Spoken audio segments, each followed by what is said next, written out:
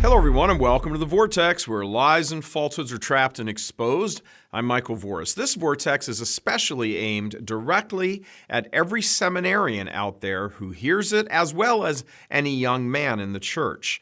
If you're either in seminary or discerning whether or not you should be careful. There is a great danger for your own soul, as well as the souls of any of the faithful you may end up serving. And here's the danger. The modernist heresy is being taught up and down in the church. Now, this varies greatly depending on which seminary you are in or what religious community you may be discerning for, but nonetheless, there is a great danger that you yourself can become infected. None of you are old enough to have a living memory of when the church went careening off the tracks. You have grown up in the Church of Nice, and you don't really know anything else. Obviously, there are some out there listening to this who managed to zigzag through the diabolical confusion, but for the most part, you didn't escape. Many of your instructors, priests and laity, are infected by this heresy, the heresy that Pope St. Pius X called the synthesis of all heresies. That heresy first infected theologians and scripture so-called scholars in the mid to late 19th century. Within a few decades, it had begun to spread to various religious orders and Catholic universities, which is why the Pope himself had to write an encyclical warning of it all the way back in 1907. Now, more than a century later, it is the dominant theology in the church, and many of your bishops are modernists themselves, or supportive of it, or completely unaware that they too have become infected. See that you do not become infected yourselves. And this is not to say leave the seminary and abandon your discernment, but it is to say be aware and be careful. And also know that you are not the first crop of brave young men who came face to face with apostasy or heresy and dedicated their lives, literally their lives, to fighting against it. When the cowardly bishops of England went along with the adulterous King Henry VIII's assumption of power in the church and the resultant evil reign of his wicked daughter, Queen Elizabeth, young, brave, dedicated Catholic men eventually fled England and established a seminary in France. The purpose was to train and coach up these young fighters and make them warriors for the church, and then return to England under cover, sneak back in, and keep the home fires of the faith burning. Many of them were captured by priest hunters and martyred, the most famous perhaps being St. Edmund Campion. You are in a similar scenario now, you young seminarians. Your bishops, many but not all, have betrayed the faith, largely through omission. The results of their betrayal are everywhere. For example, it's why you have so few classmates. It's why many of your families and most of your friends don't care about the church, and some probably think you're nuts for doing what you're doing. The problem you face, unlike the English lads, is the danger of your training. Theirs was Catholic through and through. Yours, as a result of the modernist heresy, is more than likely questionable.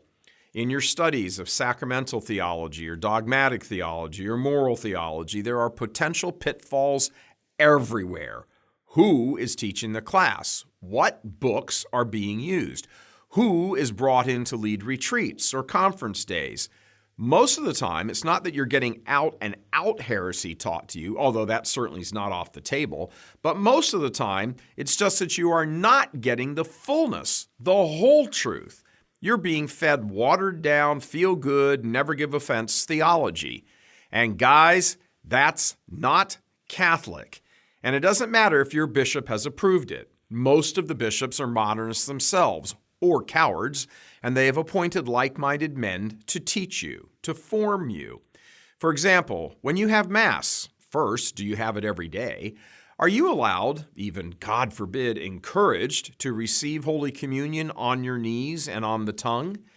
Some seminarians, too many that we are in touch with, tell us they are actively discouraged from kneeling. Be careful right there. That's a big warning sign. Problems in catechesis and training are always found expressed in the liturgy. Does any priest in the seminary offer Mass ad orientem? Ever? If not, watch out, especially if the ancient practice with its splendid theology is being ridiculed. You're being trained by men who are poisoned by modernism to carry on their work and their errant understanding long after they have been judged by the Son of God. Now, I know this puts many of you in sort of a difficult position. I know many discerning a priestly vocation likewise are deeply challenged by this. All of this once you discover it. Look, guys, life is tough, and hard choices for which sometimes the best remedy does not always seem obvious abound. This is one of them. Many priests have the same dilemma, as did Archbishop Vigano when he offered his testimony. A hard choice for you, for example, might be when Father Thomas Rosica is paraded in front of you by the rector, or Father James Martin, or a host of other traitorous Catholic clergy, for that is what they are, like L.A. Archbishop Jose Gomez allows to hold forth. When such men are presented to you as worthy of listening to, which they most definitely are not, what do you do? Do you sit quiet, let them prattle on, and then leave afterward and forget about it? Do you stand up in the talk and challenge the error and really nail down these heretics, nail them down with specificity? Of course, you'll be packing your bags a few minutes later.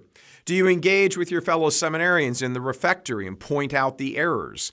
What do you do? See, no immediately easy answer surfaces there, but know this: if you aren't already, you're going to be red-pilled when you get ordained, and these same choices, with much greater consequences, are not going away. In fact, and I don't mean this to be rude, but many of you have been selected as opposed to rejected like some other guys who would have been sitting in those desks right next to you in class. You've been selected because you are viewed by the rector and the staff as weak men, easy to manipulate. Those of you who speak or act in such a way that defies the heresy will be labeled as rigid. Odds are against you getting passed on to ordination. Maybe, but probably not.